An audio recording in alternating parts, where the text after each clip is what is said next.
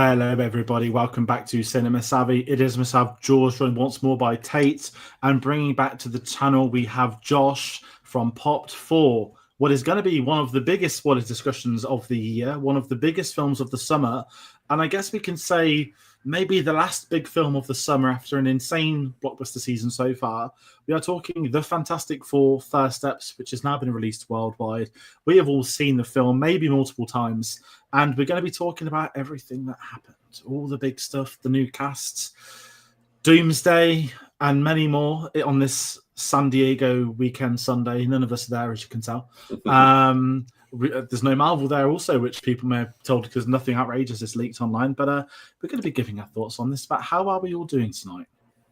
Doing okay, doing good. It's been a lovely sunny weekend, so can't really complain about anything at all.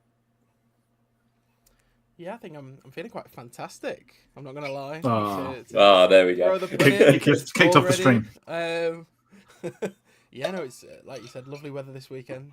Spent last night at the cinema, so what more could you want? I'm right in saying you did a Fantastic Four and Superman double bill last night.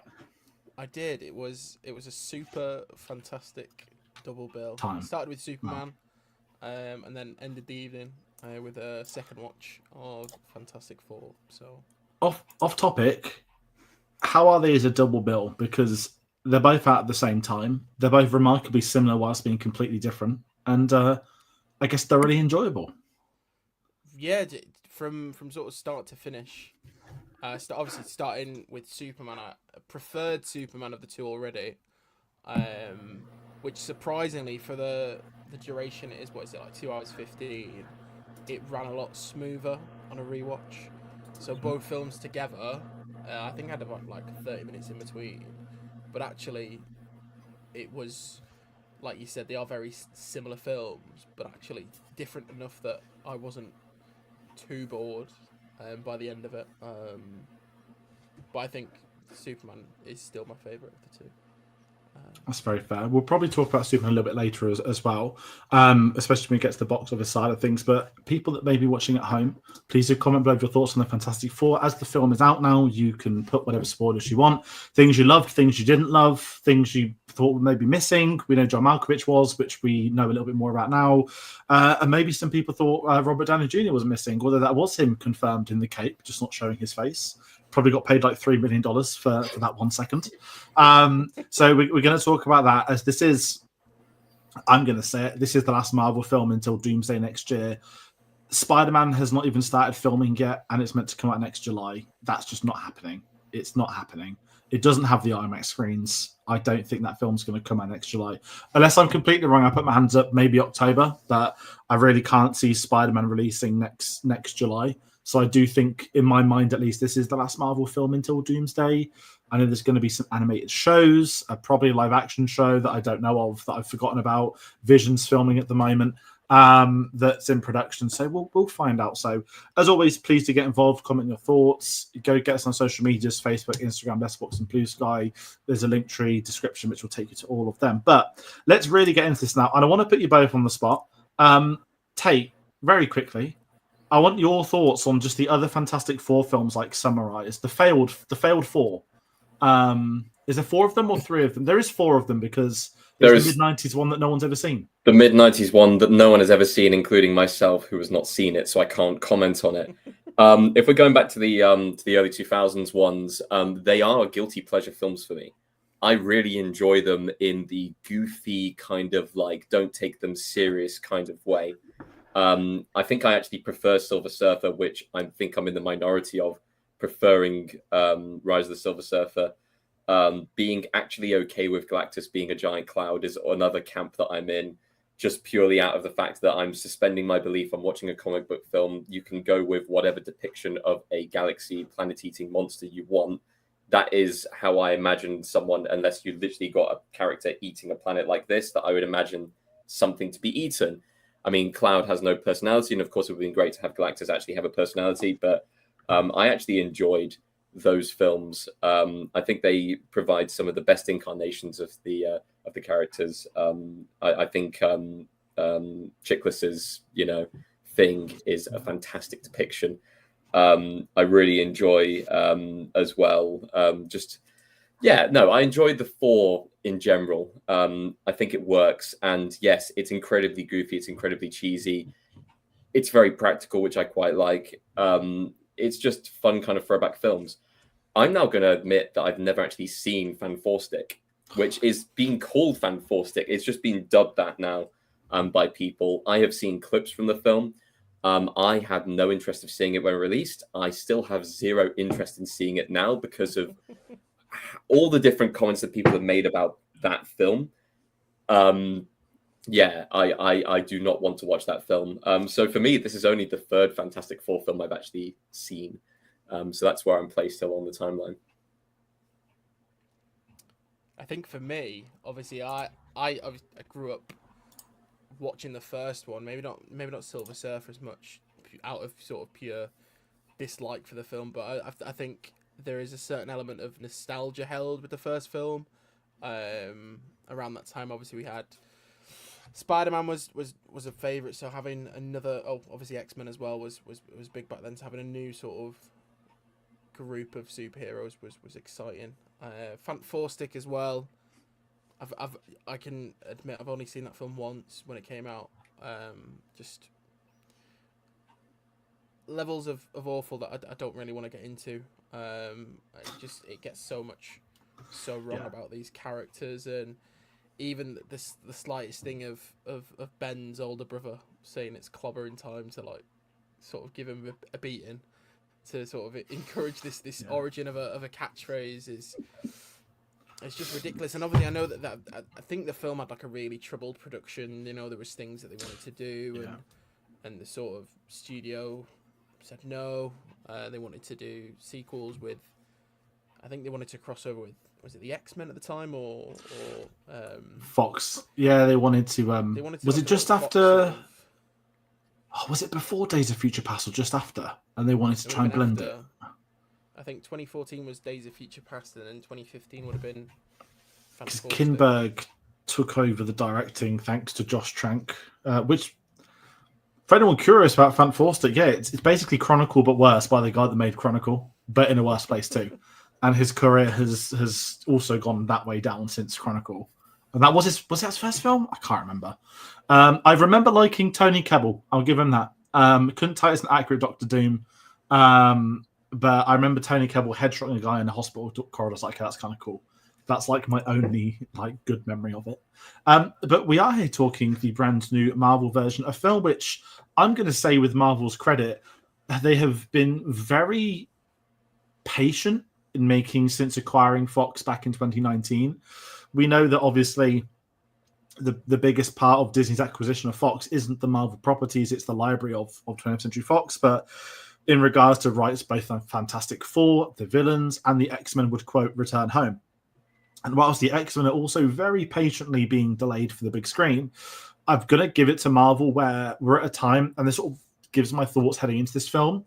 I'm not going to be horrible and say Marvel's at their worst, but I loved the Thunderbolts.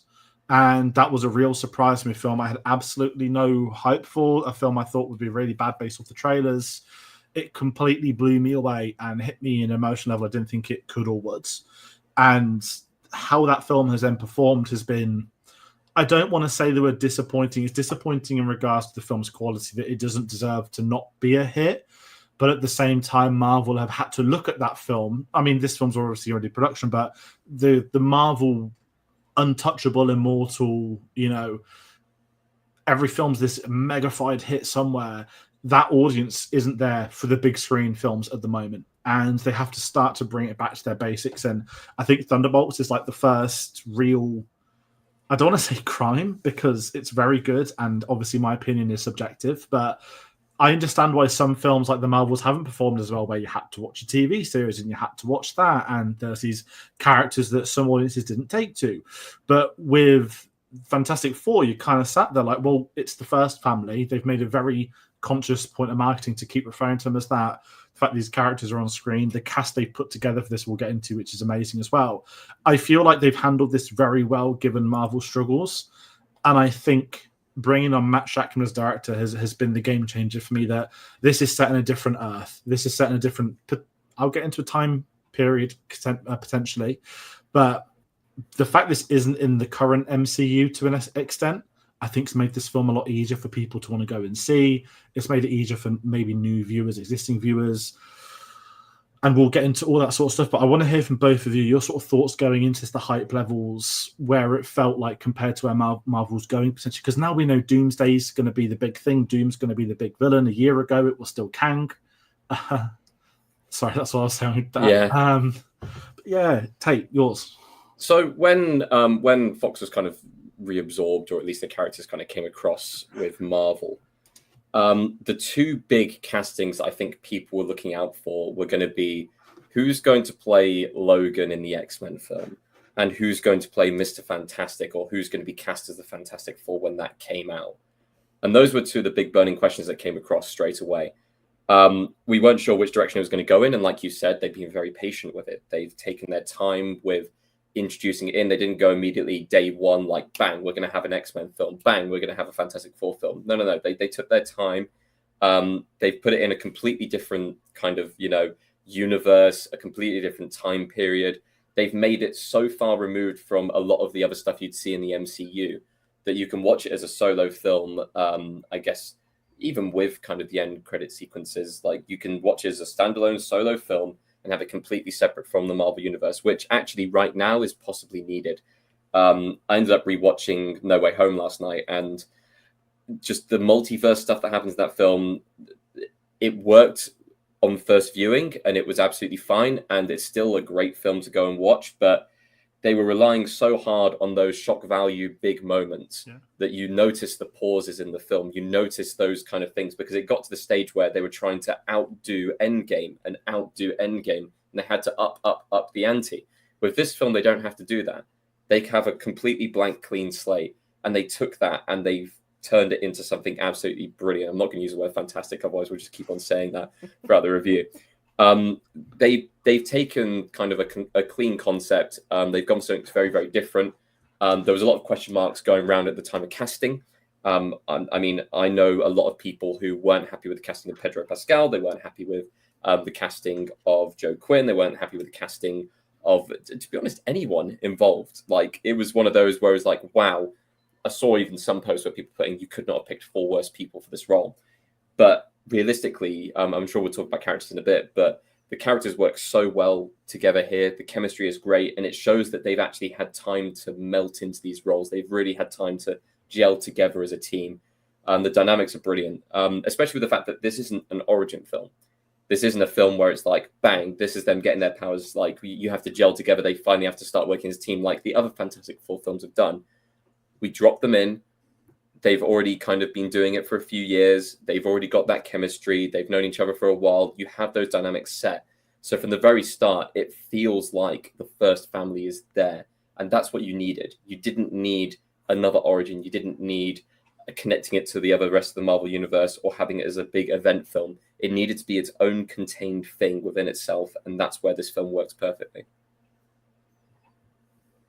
I think the idea now of origin films and origins taking place in especially comic book films, I think studios are realizing that, I think general audiences are sort of, we've had so many Marvel films, we've had so many DC films. I think now we're at a stage, especially leading into Secret Wars, and if what Feige said last week about this idea that we are approaching a stage where we are going to reboot the MCU, I think how they have achieved, sort of, as you said, dropping us into 828 with this established first family. I'm really excited about where these films, both Marvel and DC, because I think DC are going to do a very similar thing where these now established universes, we don't need to sort of rinse and repeat origins of, when we get a new Iron Man, we don't have to see that same story again. We can just drop our narrative 5-6 years into the careers of these superheroes and really have an interesting story to tell. I was so excited for this film.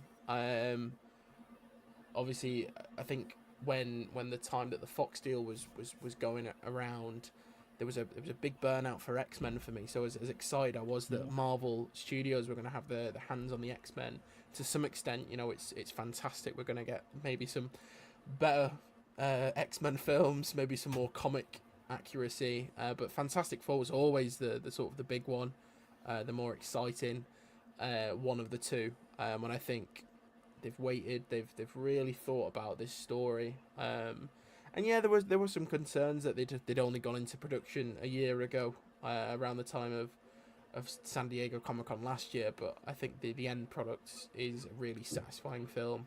And there's a lot to be proud of within this film, definitely, and things to be excited about going into Doomsday.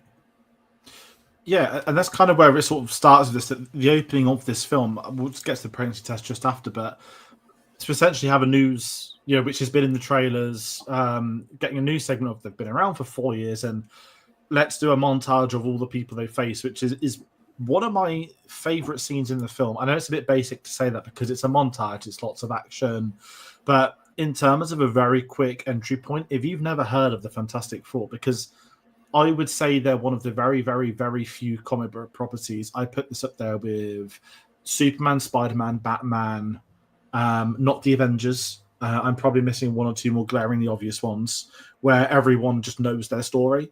And it's not because we grew up with films. That is the original OG comic book characters that through media, through people's lives, they tend to know the story. The Fantastic Four went up to space, got hit by rays, or Superman came to Earth as a baby. Batman's parents were killed. Spider-Man bitten by a spider. I feel like they're the core ones that everyone seems to know. There's probably others. But it certainly felt like Bachrach knew exactly what he needed to do with them. And even in that segment, we got to meet the characters. We got to see their personalities, what they're like very briefly. I loved the visuals of them even going up on that first mission, the radio screams of where it went wrong. I loved all of that. And I did wonder, is this going to be like a big third act reveal moment we'll go back and revisit? But they didn't. They just sort of carried on. And I think the film works due to that. I know with this being a spoiler discussion, we can talk about it now. That's where the John Malkovich cameo was lost, which I'll be honest, I don't care. He's had bad luck with his 2 Marvel films. Spider-Man 4 didn't get made, and he got cut from this one. But I like the fact that obviously Mole Man ended up being part of this film a bit more, so I understand why maybe there was a few more seconds put on him. The only thing I wish I could add to that, and this isn't this didn't happen, I'm annoyed thing, I wish we could have actually seen the original, not saying all the opening scenes should have been this. If this wasn't a montage type film or sequence, to have Mole Man set up a little bit more to when he's brought back later, it might have made it a bit easier for some.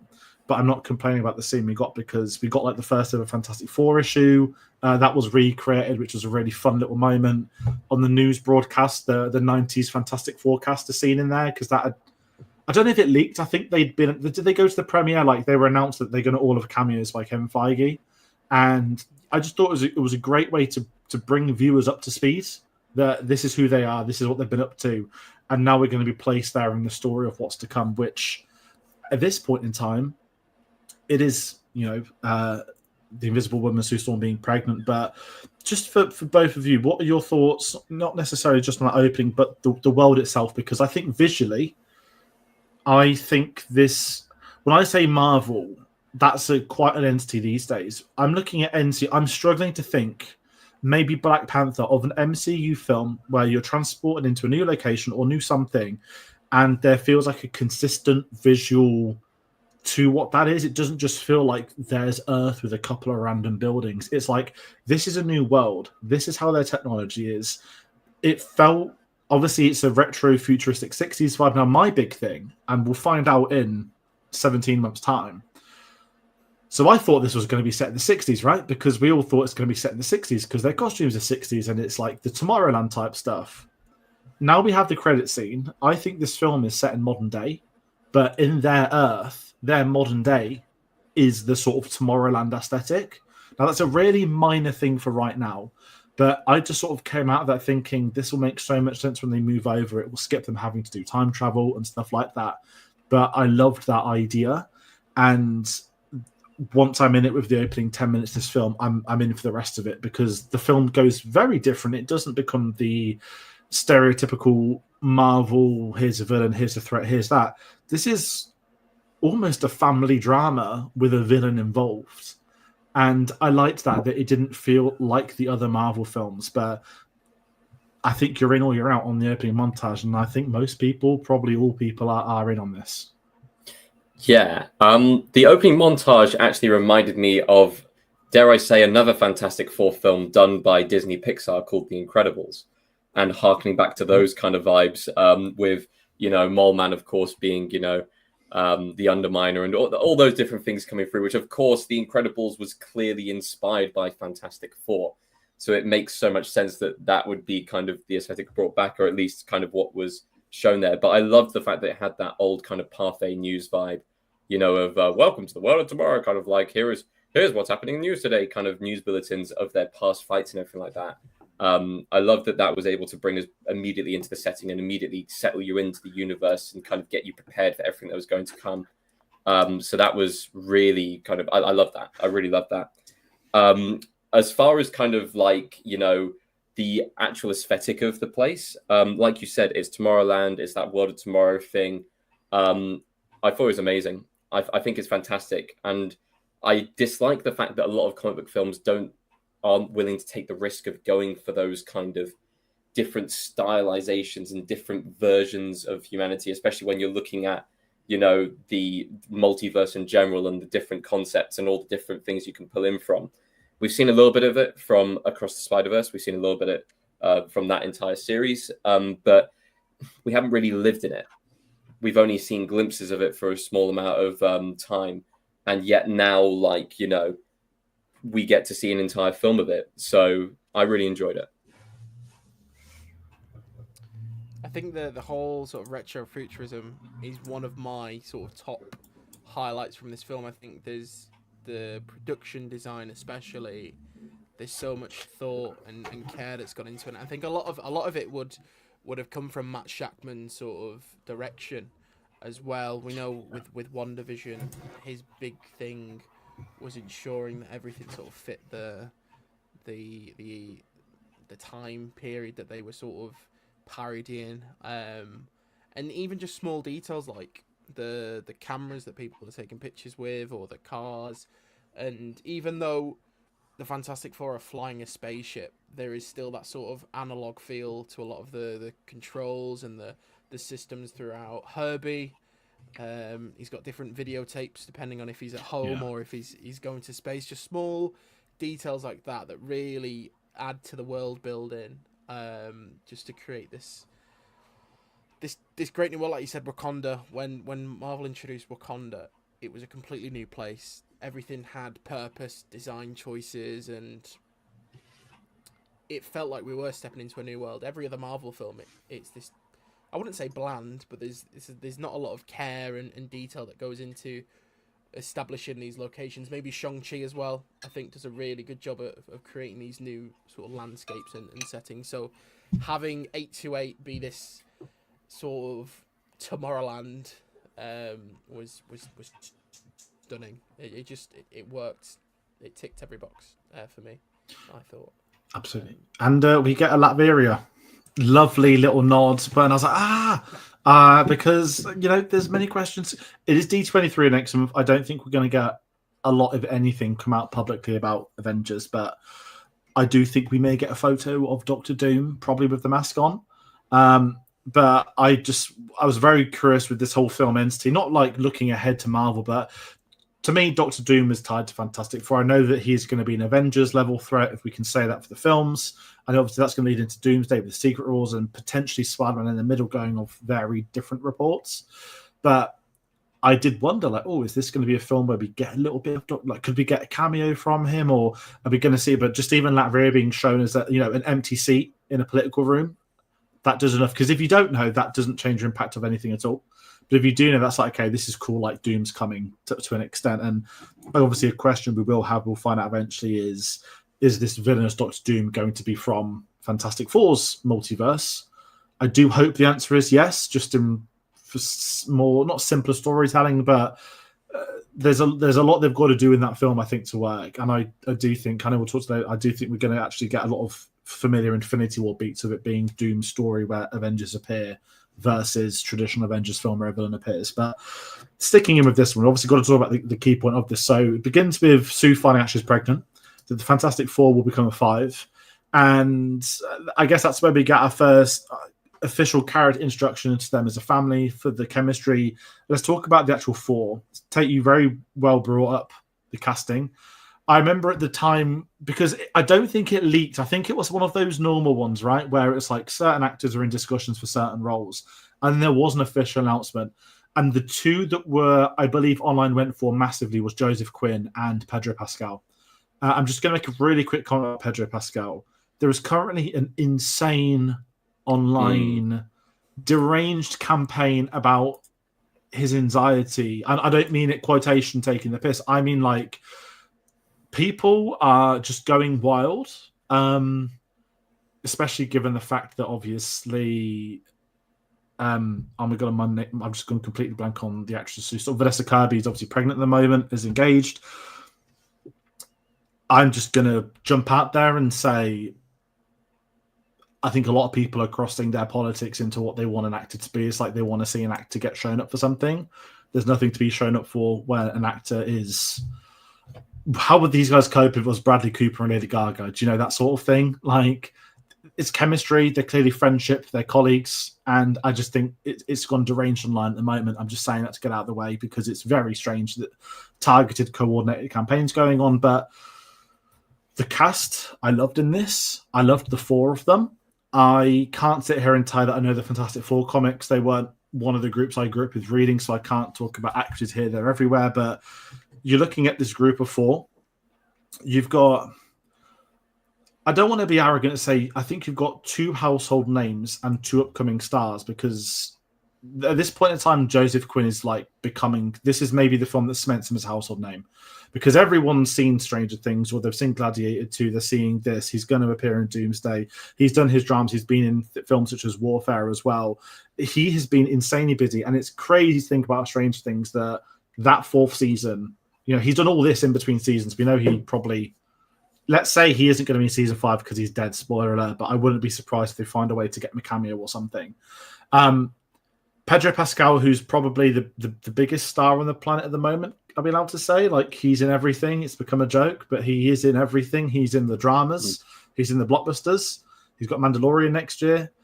He's done his TV before. He is everywhere. And I was surprised he took the film on because of how busy he is. Vanessa Kirby, obviously in the Mission Impossible films, has been in many things, The Crown here in the UK. And Eben Bachrach, who I think is probably the lesser known of the quartet, especially when he's playing the Thing, because you're only going to see him as a human for a couple of scenes. I love this because the four of them have a chemistry. The four of them have shown in all their other work they're great actors. But you can take four great actors, put them together, and nothing can work. And that has happened in superhero films. And I won't shit on the old Fantastic Fours too much, but you go back to the 5 one now, and it's like Chris Evans is the brother of Jessica Alba, really? And you just can't see them believable as that family unit. But I love them as a group because we got to see them as a group. But I think this film is tied down into, this is about these four. It isn't about saving, although it is about saving the planet. This is inherently a family drama first, and the other stuff becomes involved. And I think we get to see them shine because whenever you've got one or two of them paired together, they've all got great chemistry. And I just think whatever was said to the cast at the time of it being done, whether it be the casting director, the film director, or Marvel, they all need praise for not sticking with them. That's the wrong word, but they clearly nailed it. And we all got to see it. We got to witness it ourselves. And I think it's going to be a big moment, you know, with the Thunderbolts ending, the fact that Fantastic Four are coming to the timeline we know. That's going to be a huge moment. And all four of them nailed it. I can't fault any of the performances. For me personally, I can't fault, like, I felt like everyone had character development in this in their own different way. And I think some of the actors, like Pedro, this isn't your typical Pedro Pascal performance. You know, he's playing Reed Richards, the smartest character in the history of Marvel Comics, I believe. Or is it his grandson or Kang or something? If it's not him, there's one other. And Pedro Pascal came across as a scientist because we get to see him on the missions where he's like, here's a strategic analysis. This is what we have to do to be able to do this, learn this. And it's not like we write him as smart by telling you, or he's smarter than you. We actually get to see the intelligence on screen with their actions. and I think the characters blossom that way. But what did you both think about the quartet together? Because, you know, their opening scenes are them having dinner at the table with one another, or them having back and forths about what they get up to. It's a great thing, and it's so believable as well. It feels like a family. And the announcement of the baby, I'm just going to end with that before I pass over. We're pregnant. That felt like a scene where you would find out for a family. Like their reactions, there's nothing over dramatic. It's exactly how it is and would be. And I think that goes a long way in establishing the core of the story. I really like the decision in this film to not have them argue with each other and have some kind of falling out. You see it in every single team dynamic film. It happens every single time that someone's going to have a completely different idea and they're going to have a massive falling out, and then they're all going to come together in the finale. I love the fact that throughout this entire film, they really push forwards and preach the message. No, everything we do, we are doing together. Like, we make this decision as a team. There is not a single person disagreeing with this. They're open to discussions with each other about how they go about things. Of course, they have their individual roles within the group that's going to help complete their goal, but they're all on the same page at the same time. And I think that helps the fact that they are, once again, like, it's not an origin story. They're not at the very, very start. They're not like kinking out kind of, you know, the teething pains of getting together as a team, being thrust together in their lives. They are already set and they are already working well as a team. We see that in the montage at the start, and we see that throughout the film, where things like, you know, we must sit down for dinner at the same time every single day. And, you know, we work together as a team. We fight together as a team. We do everything together. It just works perfectly well. And the dynamics are just there because of the performances by the characters, but also because of Marvel's choice to write them that way. I think all of them are brilliant for their roles. I think they all bring something slightly different to the characters, which we haven't seen before. I think Ben having a lot of confidence and being able to like walk out into the streets and being loved by, you know, the kids and not being feared for how he looks is a fresh take on the character. I think that Johnny being sure, you know, he goes after, you know, the hot woman or hot aliens in this kind of circumstance, and that being his preference. But the fact that he's also quite smart in this film and is able to decrypt and decode kind of, you know, the Silver Surfer's message, it shows that he isn't just like that airhead, which we've seen him in every single other film. He actually brings something to the table. Sue being incredibly protective, incredibly family driven, and incredibly like, no, this is for all of us, kind of gathering the team together and really holding her own throughout the entire film. And then, of course, we have Pedro playing Reed Richards, who in this film, he plays that almost tortured genius, kind of, you know, constantly anxious, constantly on the edge, always has the answer, but is overworking himself and overthinking every single little detail. We haven't seen this kind of iteration of the characters before, and it works so well, not just in the environment they're put in, but it just works so well together as a team. And I'm really looking forward to seeing all four of them kind of put back forwards. And do you know what? It really does dispel all of those fans who, you know, were saying, oh, terrible casting. Why do we have to see Pedro and everything? You know, why is Joe Quinn suddenly cropping up in everything as well? It completely dispels them, because I don't think a single person is turning around from this film and going that any of them gave a bad performance. I think everyone's turning away from the film and going, actually, if there's any criticism, it's not going to be on the acting. It's not going to be on any of that, because they all played the roles perfectly. I think a lot of my favorite takeaways from the chemistry, especially there's so many smaller moments between pairings of characters. We get a lot of time with Ben and Johnny. We get little sort of the sibling moments with Sue and Johnny, especially after that sort of big speech in front of the Future Foundation.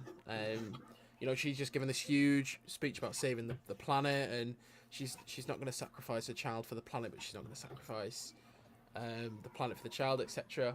And I think she ends it like as a family, and they're walking back in, and Johnny's there immediately like as a family, like just taking the mick. And I think a lot of those real human family moments are really enjoyable. That the first dinner scene, I think, sold that cast for me immediately. I didn't have to see the whole film. They stuck like glue throughout, all having their own moments to shine, but as an ensemble, sorry, it's just incredible. And we may not have got Mila Kunis as the Thing, but Eben Moss, Bachrach is. I would have loved to see more Ben. I've said this so much. I think the stuff with Natasha Lyonne, I struggled with its relevance throughout the plot. I think they should have either given us more of that or sort of omitted it, because there was something there. I'm not gonna lie. I think we just needed some more of that throughout the film, because it feels very much like we're seeing this side, this strong, confident Ben.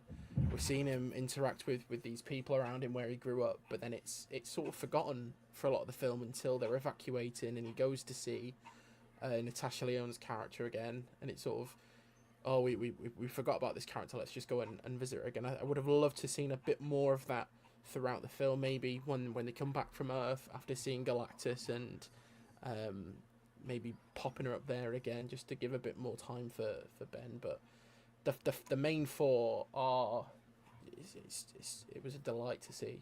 All give exceptional performances. I think Pedro Pascal sort of showed everyone who doubted him when he was cast completely wrong. It is my favourite performance in the film because, like you said, it is the most un-Pedro Pascal performance ever. It's great. I'm trying so hard not to say fantastic for every single use an adjective, but it just is a really, really strong performance from Pedro, and so different from Joel, from Din, Darren. So yeah, what a wild year he's having. He's got what? The Last of Us Season 2, Fantastic Four. Is it Eddington? It's just come out in America. We get it later on. The Materialists out in America. We don't get it. There's a theme here. He did that digital film the start of the year, and he's filming Avengers, and he's going to be the Mandalorian, and he just doesn't stop working, and I think it's so much better for that.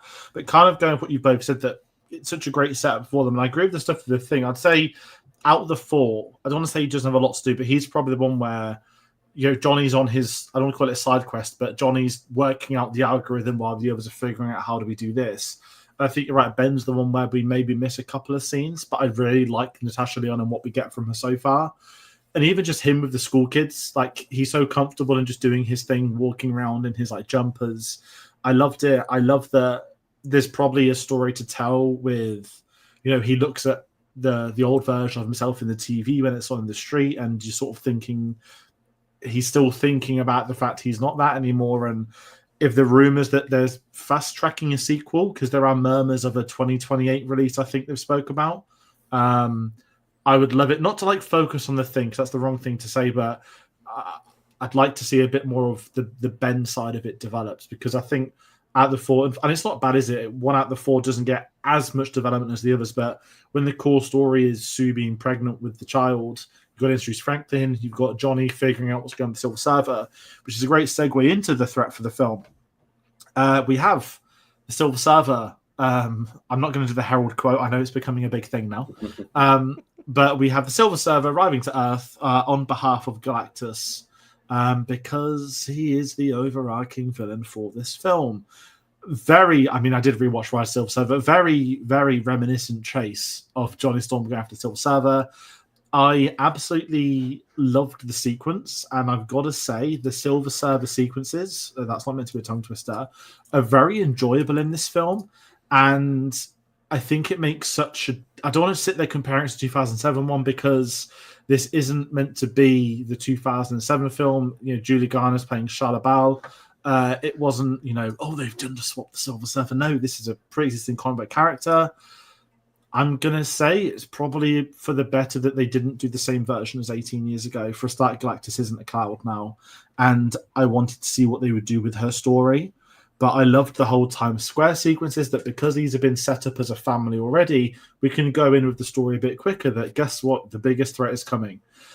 And I think what this film does so well, which other Marvel films don't do and haven't really maybe thought about doing, is it plays the dynamic that these guys always save us. They always save the day. They are our protectors. We're going to wave them off into space as they go and explore to stop Galactus. And I really like that, because we all know Galactus is a giant, essentially a giant being entity played by Chris Finch from The Office, but they don't know that at this point in time. And even when they're on the ship, and I'm jumping ahead a little bit, them talking like, if it's just a guy in a ship, you can punch him out, it's all good. I really like the fact they didn't know everything, that it felt like they're going into an unknown now. And the fact that we've already had them setting up ideas that Johnny wants to go back into space. I think you can tell Ben wants to as well, because he'd asked about it. And as you said, Josh, the family stuff together, especially the dinner table, you were learning the most about each other. And I think it's quite smart, again, from the I don't know if Matt Shackman wrote this as well or how involved he was in the story, but to take this approach to it, to have them jetting off back into space within 30 minutes also eradicates the need to redo the origin. But you get to them play up the read stuff of, it was my fault, things didn't go the way they should have done. I should have seen it coming. And we've got a really interesting sequence. But what did you both think with the idea to go back to space? That, they're going to go to Galactus to, not beg, but as they said, to discuss, to negotiate, because I like the idea it wasn't just this, there's a giant thing coming to Earth to eat us, we're going to try and see what we can do first.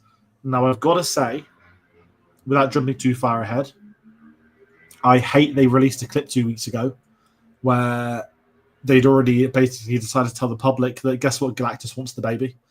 I think that the marketing decision, it's not a disaster because it's the core of the story. I kind of praise the marketing team for having never said it before.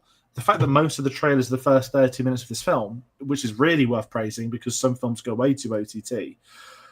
But to do that 2 weeks before the film comes out was just a bit frustrating for me, at least, because it takes away the good work of having the unknown of what could be involved to stop Galactus, and the imagery of them going to the planet he is in the process of eating is amazing. The build up to Galactus I loved, and I think Galactus as a character is just something, and this sounds really up myself maybe as a film fan, but there are certain things in comics that just do not work past a comic book panel.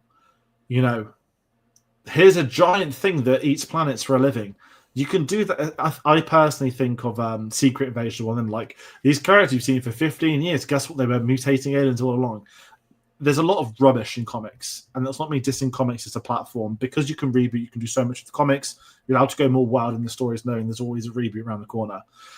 But you can't do that as much in film. It's more expensive. It lasts longer. You don't get as many reboots, granted. There's been many Fantastic Four ones. I was so happy with the Galactus design to bring him in the way they did. And I think they did the best I think you'll ever get with Galactus in live action, if I'm allowed to say that. How do you introduce a character who eats planets? It's not an easy sell to the general audience. And I really enjoyed the sequences, and he has an eternal hunger that can be stopped by, I'm guessing he meant to eat the child, even though he kept talking about just having it by his side.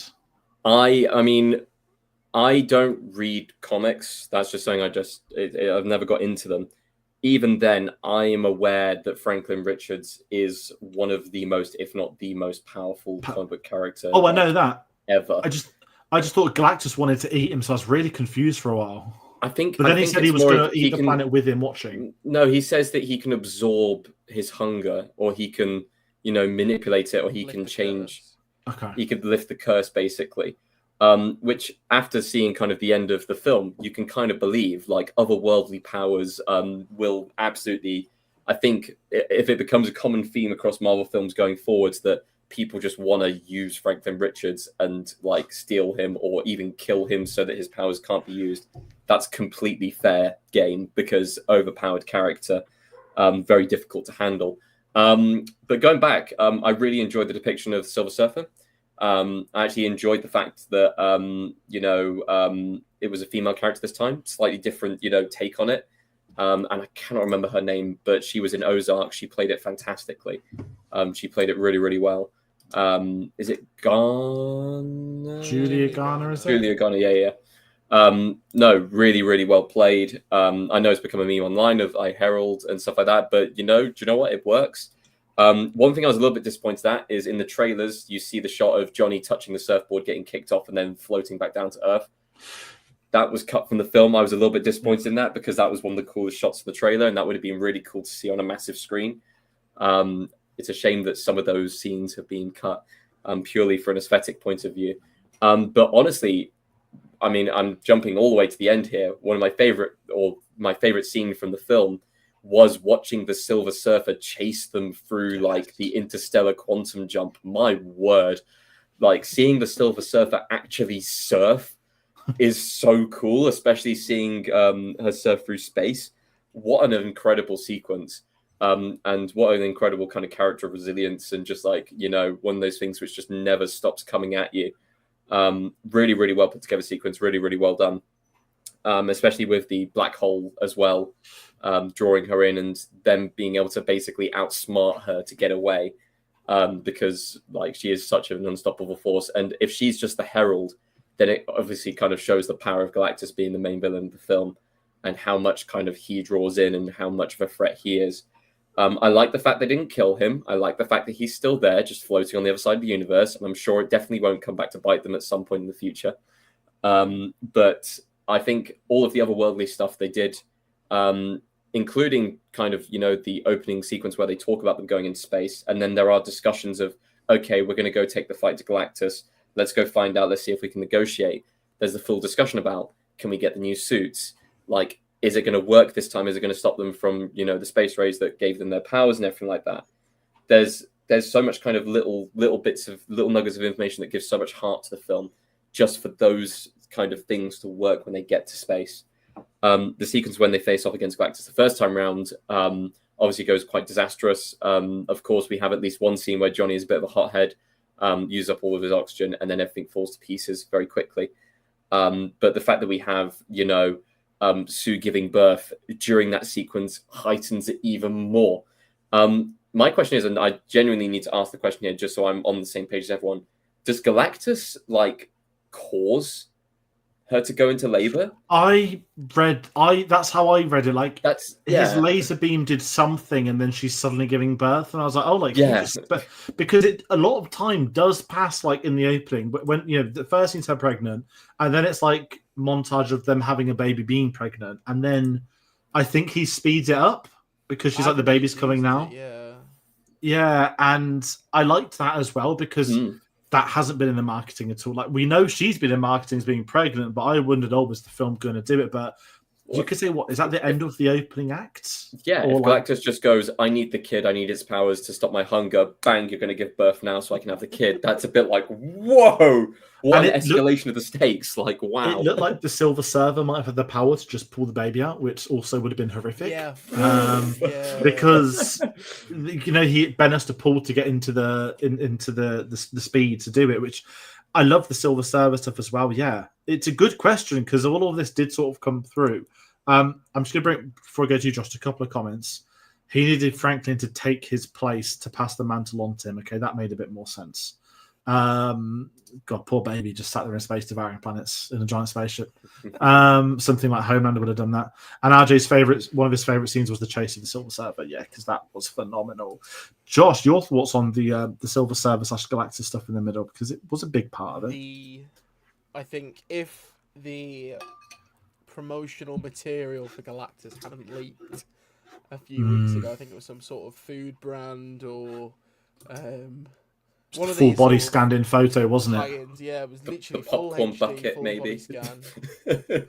Obviously, we had the popcorn bucket, but I think the amount of chaos and tension and sort of that middle act is fantastic. Oh, I've done it again. I'm so sorry. It's so chaotic from that first reveal of the beaming eyes of Galactus.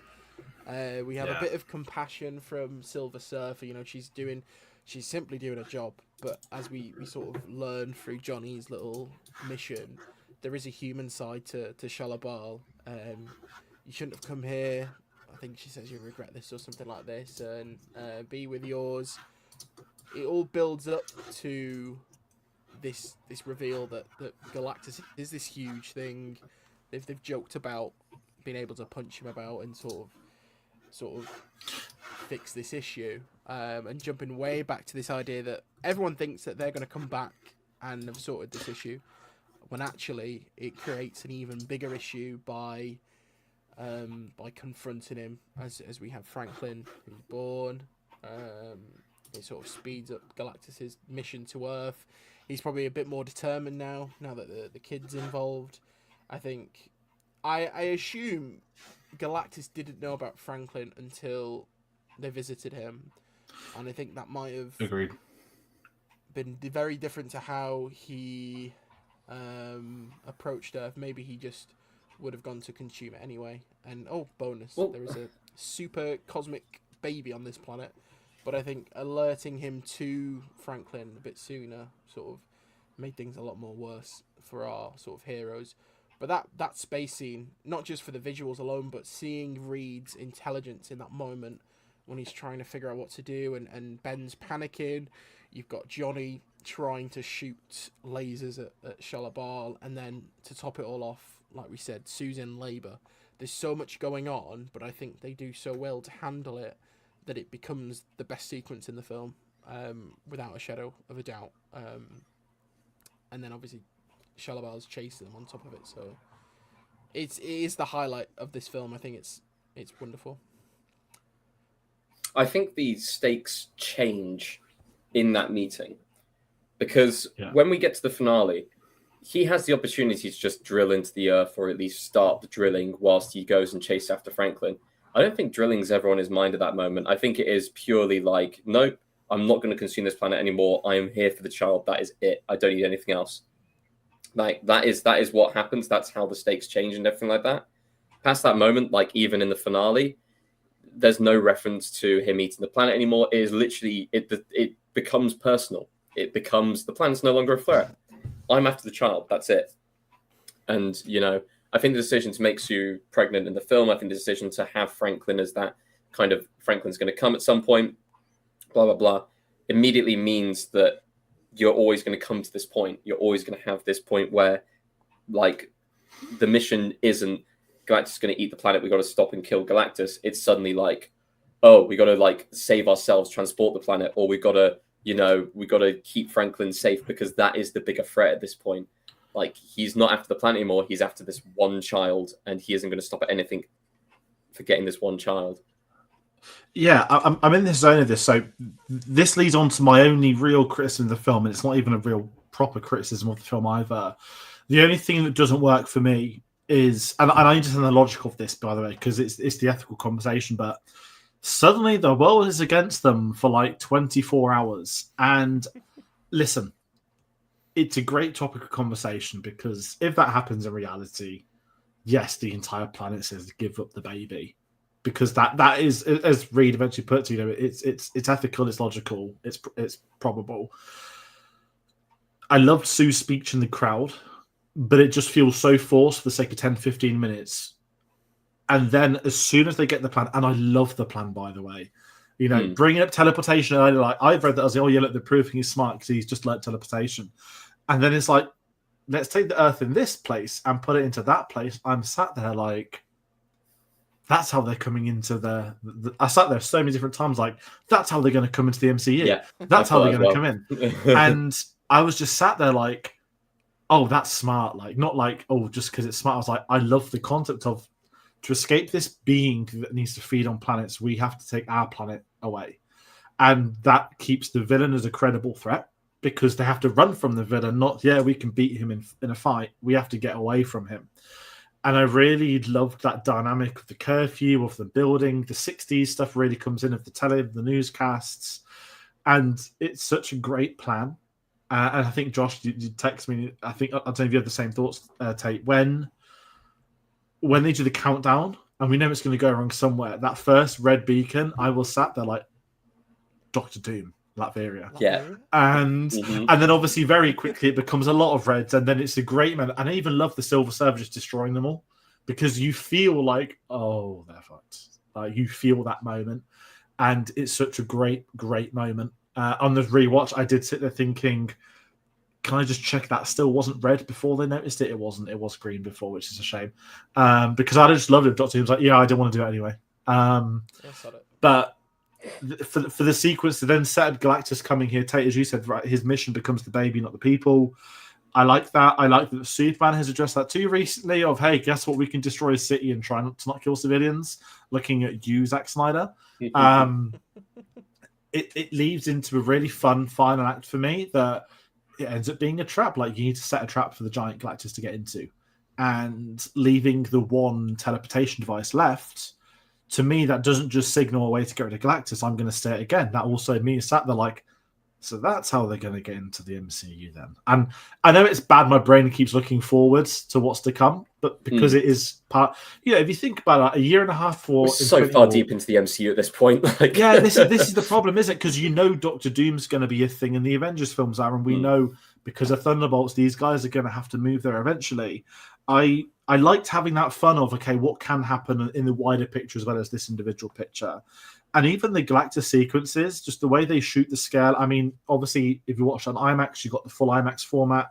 It was shot on VistaVision, which is the old rectangular it's the old rectangular way of shooting back in like the 50s, 60s. I do like they sort of renamed it. Was it Fantastivision in all the marketing? Fantastivision, yeah. And I loved that. And I think it pays off when you get Galactus Nerf that the shot of him by the Statue of Liberty is just amazing. And I think scale is something film directors can't do. That's a different conversation. Gareth Edwards is very good at shooting on scale and others aren't, but Galactus on Earth looked amazing. Causes tsunami when he jumps off his ship. Yeah, because it probably would do that. And just him walking around, it's not like, oh, I'm just going to Godzilla and just walk through the buildings. It's like, all right, there's where I need to walk. I'm just going to walk in a straight line and get there. It's so simple, but it was so effective. And the plan against him, I loved as well. I love the fact he figured it out, and he even calls them. Does he call them clever little bugs? Ants or clever little bugs? And it's a great little moment because that's him almost being like, they almost got me. They did, and I had a lot of fun with the final act. I felt threatened for certain characters. The Fantastic Car getting yeeted into a shop building. The Thing getting thrown into hot space. Herbie dying, but also not. People absolutely wiped out. Yeah. What did you both think of that final act? Because I'm going to say it. So I was going to say before I hand over is the film's 1 hour 55 minutes, and thank God it's not 2.5 hours. It is exactly as long as it needed to be, and the film was better for that. And the final act pays off what is set up before with the Franklin stuff. I think the final act is great in the fact that it really does feel like there's only the characters you need to have there that are there. There's no civilians they need to worry about. It is just the characters on screen. It is the Fantastic Four and it is Galactus. And that is where it stands. That is where it is. I like the fact that, like you said, he caused a tsunami. You have that massive scale of him dropping down and everything like that. And then suddenly it just gets brought in. It's just the mission is get him to the gate, see if he'll cross the line, see if they can trigger the machine. As it finishes, he gets the baby and suddenly it's like, well, it's the family strengths coming together. It's Sue's kind of love for her own child. It is, the smart, key nature of Mr. Fantastic. It is, Johnny kind of giving the punches when needed. And then it is the Thing just kind of like bulldozing his way through to clear the path. It works perfectly. They work together as a team. We see them all together. We see all their powers in use. I know that we see a lot of Johnny's powers. Obviously, the Thing's powers are always there. And we see a lot of Susan's powers, which I quite like in this film. But more importantly, we don't see much of Pedro, Mr. Fantastic's powers until the finale when we see a lot of it being used and needed. So, yeah, I think it all comes together really, really well. It's really well directed. It's very well paced as well. I never felt like, the action outstayed its welcome. I never felt like it was too short. And it all comes together and culminates in, of course, the Silver Surfer coming in finally, giving back to what Johnny kind of, did earlier, which is kind of, remembering what she was fighting for in the first place. And, I'm sure that isn't the end of those two characters together. I really hope that there is some kind of reunion at some point in the MCU, because I feel like that would bring the whole thing full circle. Especially with Johnny's wanting to go back to space. I think that will eventually kind of come together. But with Sue dying in the end, it did actually get me. I did think, are they making a really bold decision here? Are they making a really bold decision here? Which would have been an absolutely insane decision. And I think there would have been a lot of backlash for it. I think for the first time ever, a fake out death is actually needed here. And like, I think we're okay with it. The fact that we all thought that she was dead, and then we of course see Franklin's powers come through. And yes, he was disguising them. And yes, he is an almighty powerful being. And I guess we'll see kind of where they take the MCU from there, having that level of power being brought into the MCU in a film that we know there's going to be more from these guys. We know they're going to be around for a while. They're going to be in Doomsday. They're going to be in Secret Wars. They're going to have another 1, maybe 2 films coming out. Who knows where else they're going to show up in? It's not like, we had, what's the name of, oh my God, Game of Thrones actress who was in Secret Invasion. Emilia Clarke's ultimate powerful Skrull character who we're never going to see again. Ever. Never. That's just done. We're never seeing her again. I think this is an all-powerful creature that we're going to see a lot more of. I really like the final act. I think it does well to sort of pick up the pace once they fall back on Earth. Like you said, this idea that Earth hates the Fantastic Four all of a sudden, they're rioting outside the Future Foundation. It's all going really well until Shalabal just rocks up out of nowhere for like this shock value. Yeah. One last punch. What we've not mentioned, and this really grinded my gear, I was speaking to someone about this, the marketing, especially sort of in the build-up the last 2 weeks, when we got the reveal of Johnny's obsession with Ben's catchphrase from the comic, it's clobbering time, and it's sort of the seeds planted with the guy at the start of the film, it's clobbering time. It is the most underwhelming sort of hype and aura moment in a film ever, where Johnny's building up like, say it, and it is the most like, it's clobbering time. It's just so like flat, and it's not even worth it because he just punches him. I really wanted. You wanted to see CM Punk one, didn't you? Yeah. It's just so flat and lackluster to then have Shalabal, who's they've really sort of developed this character. Yeah. There's teases that she's gonna show a good side, and I think they could have done a little bit more to build that up. Like, where is she throughout that whole final act? Because when she hears those messages from Johnny's sort of transmissions, I just assumed she flew back into space to be by the side of Galactus. It's sort of implied, but we don't see her until the story needs her to be there again. And it's a great reveal because, she's turned on him. She's helped save the day, but I would have liked a little bit more leaning into that decision for her to sort of boot him back into the portal. Do you think it was an interesting decision to have Johnny almost make that sacrifice? I thought he was gone. I'm not lying. I thought that's how they're going to have to go to the MCU to now find Johnny Storm. It's like he was looking for his purpose, but I think Johnny in this film had found his purpose by the end of it. That it's not like the Chris Evans one where he's the lapdog, he's the idiot, he's the suave playboy that's got nothing. This one, he was still clearly smart, taken back, but he just was in the background to the fact that they've got a bigger picture, i.e. Galactus, I got something cool, they're like, great, we're moving a planet. And it's not done as a dig at him, but it would have been a weird sacrifice one film in, because I don't think he's at that point yet. And I think there was the scene where he does the transmission and he's decoded it and speaks in a language. I love that, because it's what you guys said, right? It shows his intelligence, it shows how he's with the situation, and that he is able to work with them and away from them in helping sort out the problems. Because let's be honest, Silver Surfer would have got that baby if he hadn't have had this message and made her fly off. And I did like her sacrifice. It made sense for her to go off with Galactus.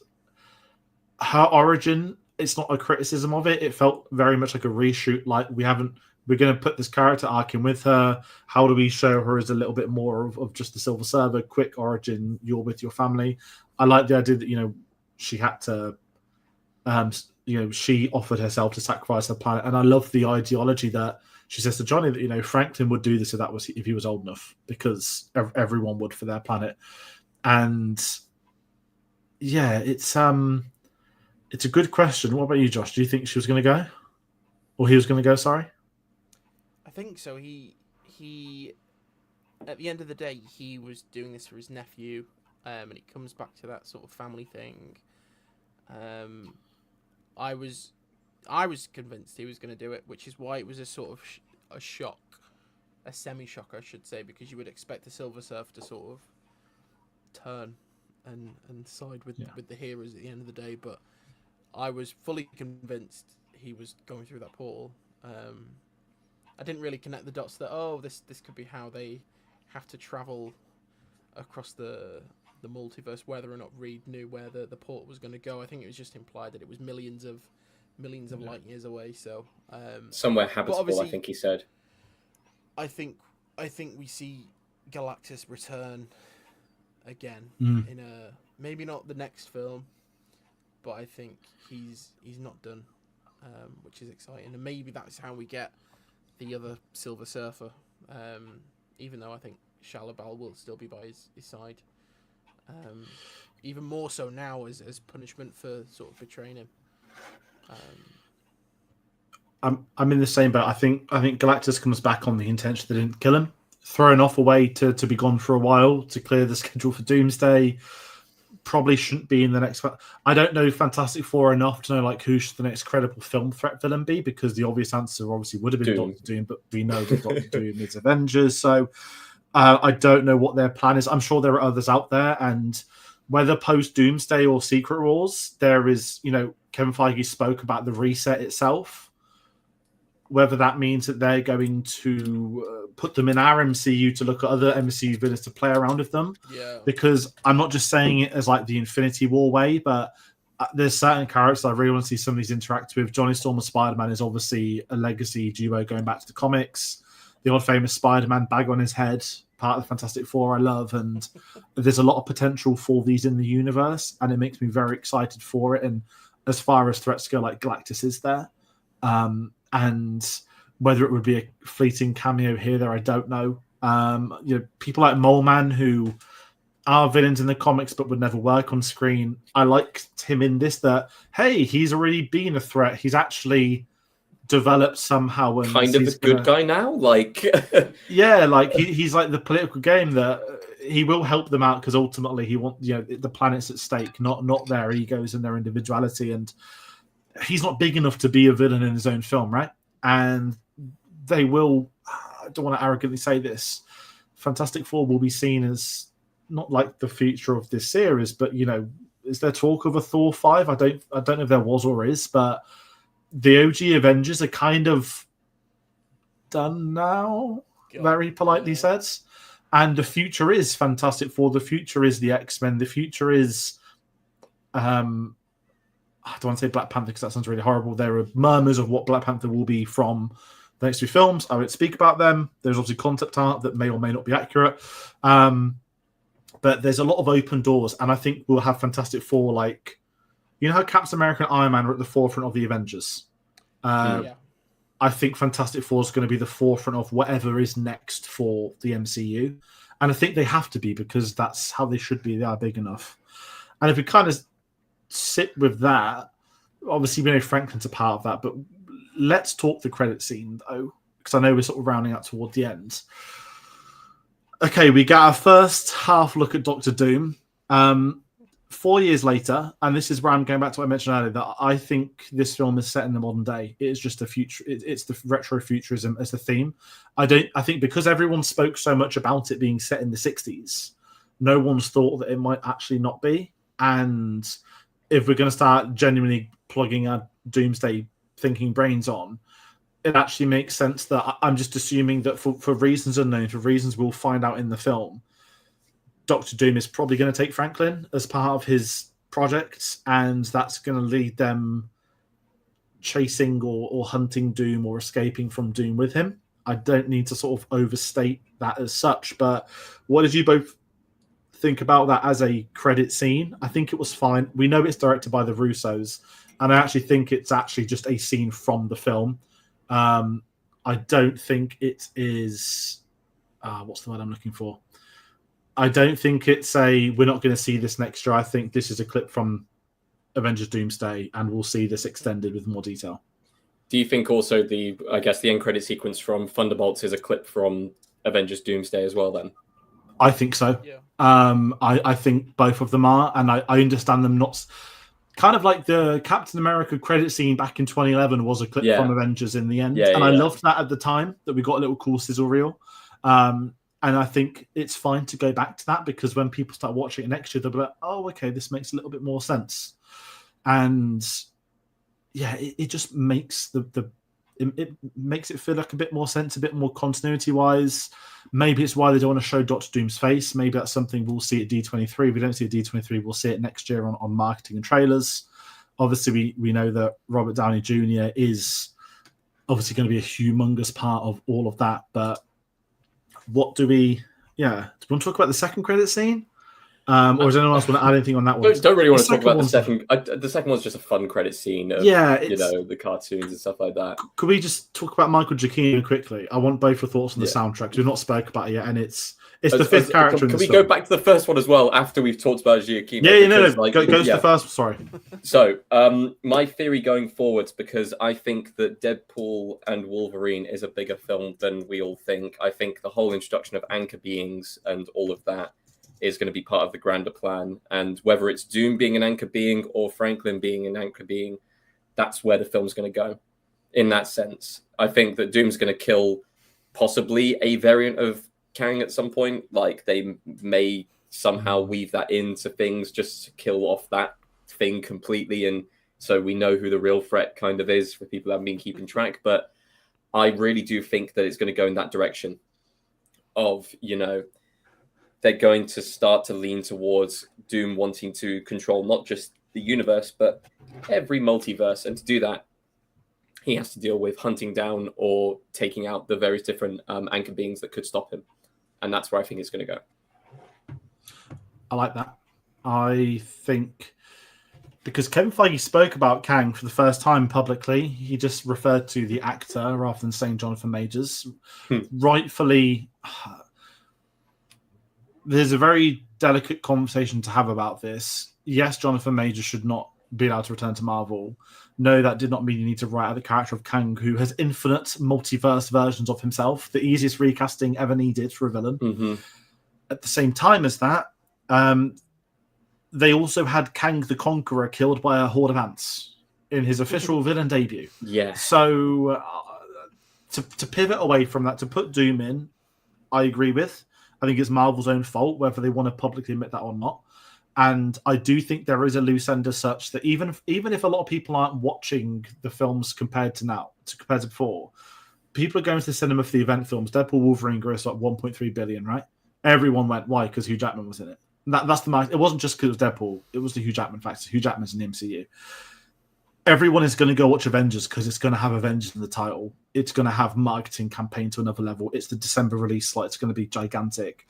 X-Men if it takes 5 minutes, to put Doom into a room and just murder all the Kangs, fine. Throwaway line, he killed the Kangs, fine. Like, if they want to do that, but the anchor beings I quite like, because I did rewatch Deadpool Wolverine the other day, and I liked that concept. Granted, it was played for laughs, but there is a sentient anchor being for those universes, and Doom might be involved in his, or Franklin in theirs. Like, everything's leading to it. We know that Tom Hiddleston is in these films. They've put on that ridiculous chair announcement that went on for like 10 hours. So obviously Tom Hiddleston's got a part to play. I am curious the plan for Doom, because at the moment, which is great, the Infinity Gauntlet, like, we know you want a gauntlet of 6 stones to conquer the world. Like, that's fine. Like, the world knew that, years before. But for Doom, it's a bit of an unknown. My only real fear is if they lean too much into the Robert Downey Jr. looks like Tony Stark. I'm worried that... I know that has to be a part of it because you cannot do the casting and not bring that up, but I really don't want it to be like so far on the nose. It's a bit embarrassing. I don't know what my brain would be thinking with that. I just hope that they have a story structured across 2 films to justify the casting and for it to work from a story perspective. And that's a bit of a non-answer. But Doctor Doom is one of the most intelligent people. He's one of the wealthiest people. I hope he is from this Earth 828 universe. Does it mean we're going to have, is Doomsday going to be a Doctor Doom film? That's my kind of question. I'd quite enjoy that, because if you look at Infinity War, it is Thanos' film. The whole film is Thanos' journey. He is the center point. It ends with him. I don't know if you can do that with Doctor Doom the same way they did with that, because we knew where the MCU was going for so long. But I would like to think, maybe we're going to open up on the Fantastic Four's planet for a little bit, then we're going to zip elsewhere. I don't know what they want to do, but I'd like to follow the Fantastic Four and Doom, and then we have to go into the other multiverses, which I think would be the best way to do it, based off the Thunderbolts credit scene as well. So that's all nonsense speculation on my behalf. Josh, yours? I feel like, I won't lie, I was more excited for Doomsday after watching this film. I think it's a weird one, because as bland and mediocre as that post-credit scene is, I think a lot of people are really overreacting, especially in those first reactions to the film. There was a lot of tweets like, "Oh, the mid-credit scene is like amazing," and it happens. I feel like, obviously, I knew what the scene was, but I feel like there's so many post-credit scenes now where we already know what is going to happen, unfortunately, because of the scooper, leaker culture, whatever you want to call it. And it is so underwhelming, because you know what's coming. It's not even a full reveal. I think if you were going to really bite the bullet and show us Robert Downey Jr., there might have been a bit more excitement. But if, as I think that was it the Russos or Matt Shackman maybe has said that it was Robert Downey Jr. There was a Phase Hero interview. Just show us Robert Downey Jr. I know that they're waiting. I know you mentioned Destination D23 next month. Whether or not, I feel like they will show us the final shot of that first teaser or trailer for Doomsday will be Robert Downey Jr. Whether or not we get that before Avatar, whether or not they're really going to sort of go cold turkey and look for until Spider-Man next year is a whole completely different story. But for them to not use the platform of Avatar 3 to really kickstart that marketing for this film, we'll get a teaser. I think that is when we get our first look at Downey as Doom. That final shot of that first teaser, internet explodes. Half of Twitter's going, amazing, let me book my tickets. And the other half, just that anti. I'm really excited for what they're going to do with RDJ. I was sort of underwhelmed with the announcement. I think as we get closer, I think Downey's clearly passionate about playing this character. I do not think he would have come back, apart from money reasons, obviously, if there was no purpose for this role. He is the face of the MCU. He has been since 2008. There has got to be a really strong reason for him to be back. And I do think they are going to lean into this. He has stolen Tony Stark's face. If anyone's seen The Flash, I think they're going to do a very big Eobard Thawne steals Harrison Wells' face, because he's sort of familiar to Barry Allen, our protagonist. And I think Doom is going to use Stark's face to really sort of become this evil antagonist, and there's a lot of potential that you can do by having your villain take on the persona of the most beloved character in your universe, who ultimately gave up his life to save the world, and it could be the same face that is about to destroy the multiverse as we know. So I think there's a lot of fun that we can have in 18 months time, because it is December now, isn't it? This is it, the December release. So my prediction, there'll be the teaser will be at D23, and we know that Disney are very good at security at D23, just seemingly nowhere else. I think they'll hand out I think we'll get a teaser trailer at D23. That won't leak, but at D23, I reckon they put a poster out and it will show Doctor Doom or something. Then I think Avatar attached to it, you'll get the full first trailer for The Mandalorian, And I think you'll then also get like a very short 1-minute teaser for Avengers, because now we've seen the Odyssey a year today trailer coming out. I think we're going to get that a little bit more. And I also think IMAX are going to probably want that playing too, if that's going to be the big draw for next year. And, you know, whether people are excited about Avatar or not, it always seems to be the fun question of the year, because, you know, the first two have only just made about 5 billion between them. It will be the film you want to put your trailers to be, because it will be one of the biggest films of the year. I'm not going to be the guy that says it can't gross 2 billion, because I don't know if it will, but the second one did. Whether 3 years later the appetite is there, we know internationally Avatar, I want to say in like the non-English language countries, people don't really realize how big Avatar is. It's one of the easiest films to ever release in those countries, because they don't need to do dubs pretty much. They literally have their own fictional language with subtitles, which makes it essentially worldwide. I think I'd be very shocked if there's nothing attached to Avatar. Vice versa. I don't know when Avatar 4 is scheduled for. Maybe like 3 years' time. They'll start at. Oh, Christ almighty. So they'll. Because they did 2 and 3 back to back, didn't they? Because they're going to do a big time jump.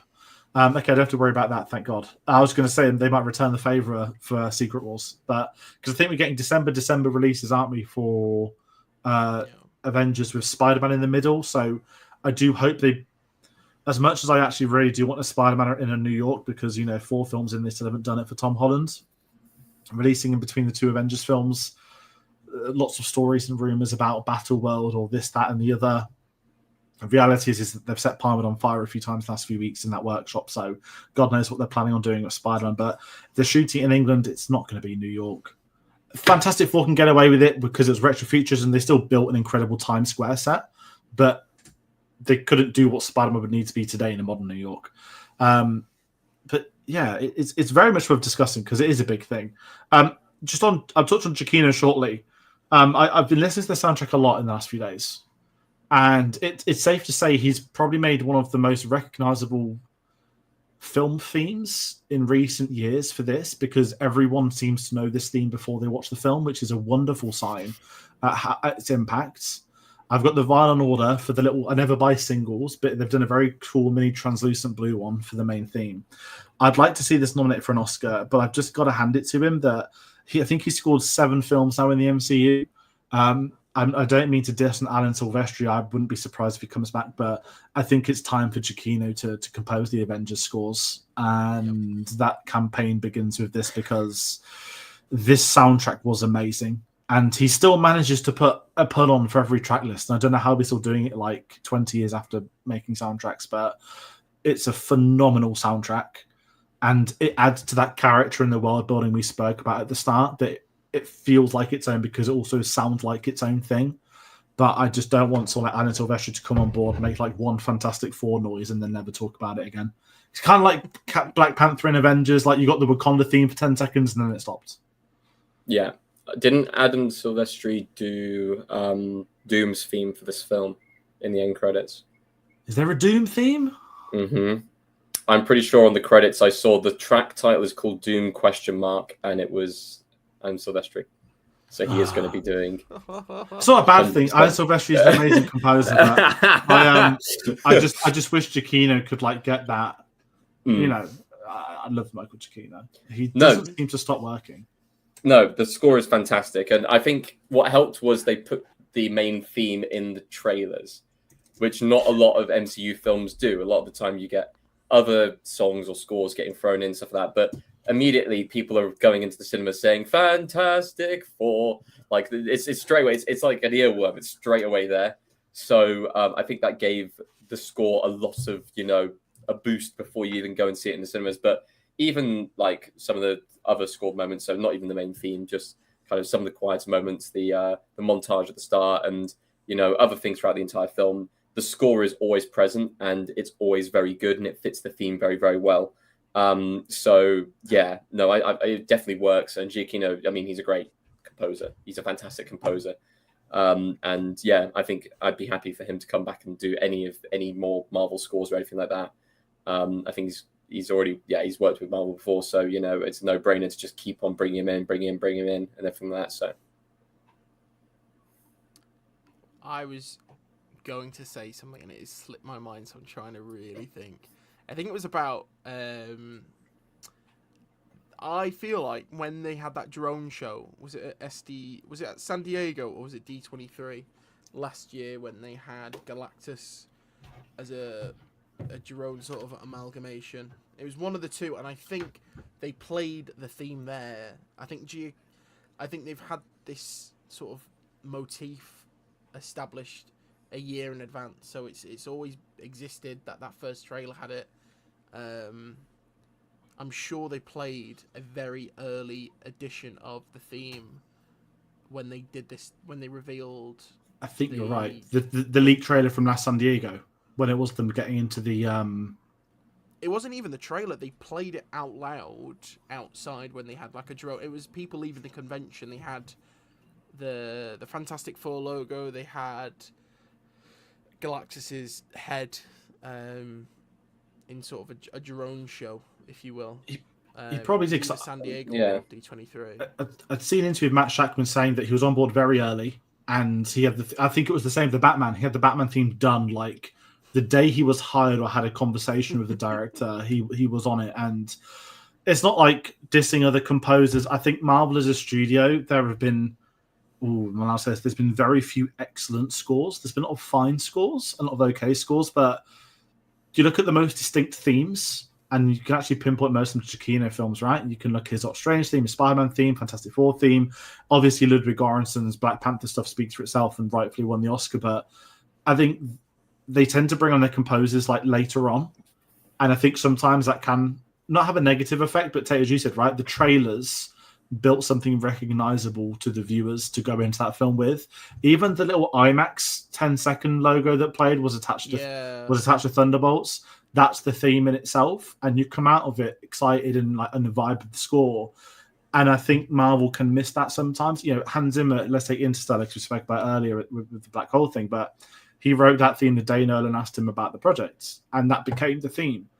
And I think sometimes it can't be avoided if you bring in composers like in post-production, but bring them on board from pre-production onwards. What's going to come out of that's going to be even better for everyone. And I saw at the Q&A, they spoke with the group about how did they get into character? How did they come together to get the chemistry? And on their first day on set, Michael Giacchino played his theme for them all at Pinewoods. And they all just knew that was it. It wasn't just the fact it was the theme. That's how they knew that's who they were and what they needed to be. And it clearly helped the actors on set.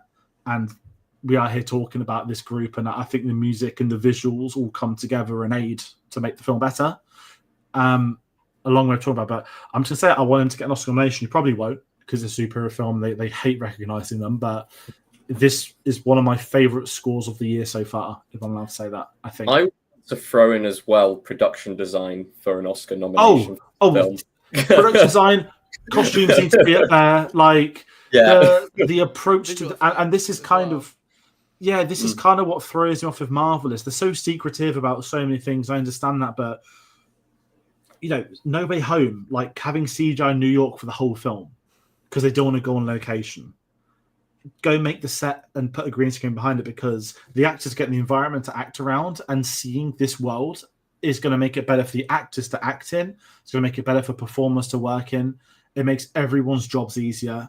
And this is, absolutely technical nominations for me. Score on the spot, score, costume, hair and makeup, because obviously it'll fit into the period piece dynamic as well, and production design. There's been very few films like this, and I really hope that because it being Marvel doesn't shoo that away.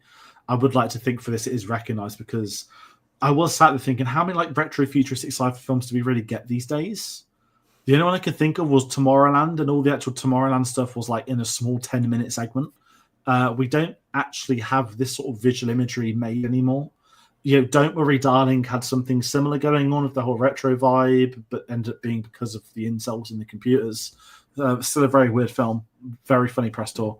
But we don't get enough films like this, and it should be recognised, because that's what those awards exist for as well. It isn't just about chuck these onto other films. Like, this should be recognising that industry, and I think this is a conversation to get those nominations.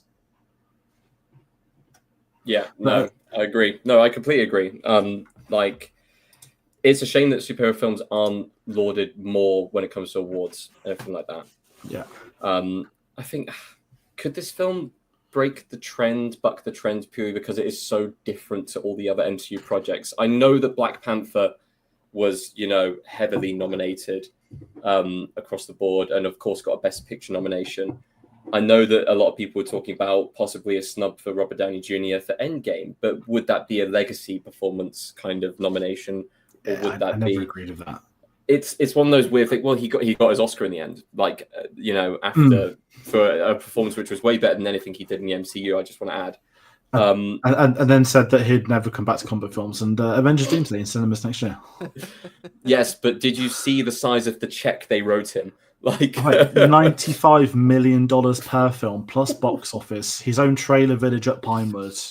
And he turned out, he's like the only actor's turned down a role in the Odyssey. And apparently Christopher Nolan's is already planning on him getting him in the next film, which is wild. Because the press tour was surprisingly hilarious of him and Nolan. But this is kind of it. You're right. Black Panther sort of broke the trend, but visually since then, I don't think any Marvel films have had any sort of distinct personality that this one does have. And it should be recognised in those respective categories where I might be missing a couple, so I don't mean to insult with that, but it absolutely should, because this sounds really horrible to say this. There won't be films that can do this with these budgets that Marvel can. And sometimes that does help. Like Sinners, I'd imagine, is going to be up for a few costumes, those sort of things too. Which was ironically, it was confirmed that some of the Sinners costumes were from Blade. Which is so, Yeah. I'll tell you what, one joke that's held up very well in Deadpool and Wolverine is there's only going to be one Blade.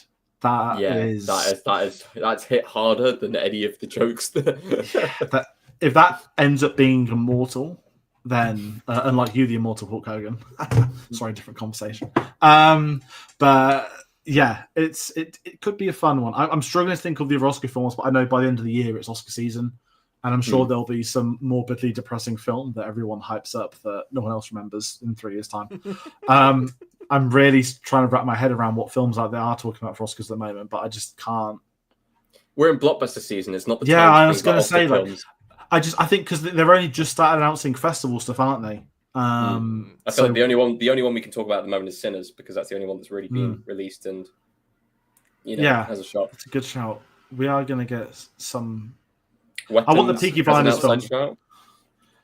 The Peaky Blinders film, I'm very curious by, because it never got any Emmy nominations, the series, and I wonder if they're just going to double up on the Oscars because it's Cillian Murphy.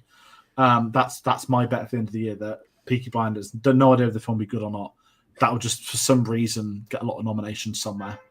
Aside from that, though, I can't really think. But Fantastic Four-wise, though, I want both your final thoughts on this film, and please don't use the word fantastic.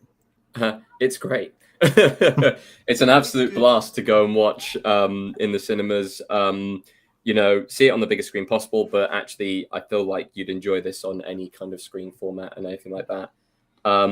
It's nice because you don't need any prior context. You could be a complete Marvel newbie and just go in and watch it straight away, and still have exactly the same experience. Of course, it helps to have a bit of kind of comic book knowledge and stuff like going into it, but it's the fact that it's a fresh start. It's the fact that it's these fresh faces to the MCU. It's a fresh kind of, it's a character-driven story.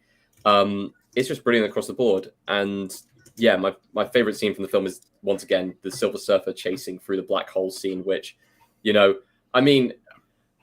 this film had some great moments in it and some great characters, and I just can't wait to see more from this team going forwards. Very similar sort of this core four, so to say, are the highlight.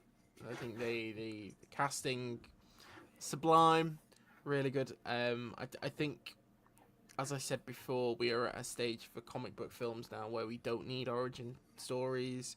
We don't need to start at page one anymore. And I think this film is a prime example of how you can sort of give us a really sort of fast-paced introduction, sort of set the stakes, set the sort of tone, and then get straight into it with a fairly big cosmic sort of story. To have your first Fantastic Four film have the team face off their greatest enemy, essentially, from the comics, Galactus, this huge space dude, and to end up with a finished product that looks and feels great and ends up being, like you said, a really fun time on a big screen is perfect and sort of everything I wanted from the film. Apart from those obviously small, really sort of minute issues with maybe needing a bit more time for Ben, or chopping moments here or there, adding sort of extra moments for certain sort of set pieces. I think it does the job. It is a really enjoyable film, and hopefully general audiences are sort of encouraged to come back to the MCU, and I think this is a sort of nice little taster going into what I hope will be 2 good films for the Avengers, because they've not finished the scripts if reports are to be believed. So we'll just have to see. So yeah, bring on Doom. Bring on Doom. I'm in the same vein. I think if before Infinity, where everyone's like, you got to watch all these films. For the next Avengers, I don't think that's going to be the case, but I do feel like a lot of people are going to be like, definitely watch Fantastic Four. Like, go watch Fantastic Four. It'll be one people speak about. I'm going to be trying to get family members to watch Thunderbolts. For context, I think I went with my dad on Friday. It's his first Marvel film he's seen since No Way Home. And I've got one sister that's sort of sporadically in and out of them, and a mum who doesn't watch any of them. But most of them enjoyed this film, which was very nice. And I think overall it's what it needs to be. It's Fantastic Four, not just for a new generation, but this is kind of how it... I don't want to say that how it should have been, because I'm not trying to diss on the old ones, but if there have been people that have been waiting for that Fantastic Four film for multiple decades, they finally delivered it now. And it was absolutely nailed on, from the casting to the visuals to the villain and everyone in between. No one overused their function. It wasn't littered with cameos or teasing what's to come, as much as we've discussed that. It kind of took Marvel back to its basics. It felt like a Phase 1 film in a very complimentary manner. And I think this film is going to be better off in the long run for that. And I'm excited to see these guys next year and to see how they go about bringing them in and what the long-term strategy will be for these characters. So that's my final thoughts, and that wraps up this discussion. We've gone 1 hour, almost done over the film, 1 hour 40 on Fantastic Four First Steps, which has been a lot of fun. It's amazing to have you both on. Josh, as I've not had you on a proper stream before, this has been a delight. Talk about Popped News, because you are the new discussing film for me. I seem to get all my news from your tweets. But if you want to plug... without me just giving a lot of it away, what are you up to on the website? I know it's quite new as well. Just have a moment. Yeah, so there's a small sort of team of us at Pop News. Formerly, a lot of us were at the Streamer.